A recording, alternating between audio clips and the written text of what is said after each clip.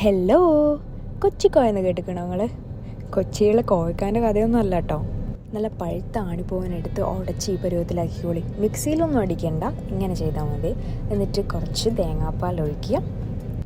എന്നിട്ട് ചെറിയുള്ളി എടുത്തിട്ട് നല്ലോണം ചെറുതാക്കിയിട്ട്, എത്രത്തോളം ചെറുതാക്കി അരിയാൻ പറ്റുമോ അത്രയും ചെറുതാക്കി അരിഞ്ഞിട്ട് ഇത് മിക്സ് ചെയ്യുക. കുറച്ചധികം വേണം കേട്ടോ, എന്നാലേ അതിൻ്റെ ഒരു ടേസ്റ്റ് ഇങ്ങോട്ട് വരുള്ളൂ.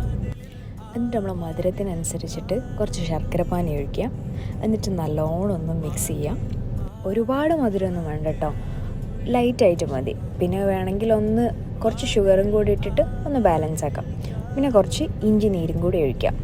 ഇതും കൂടി കഴിഞ്ഞാൽ സെറ്റായി.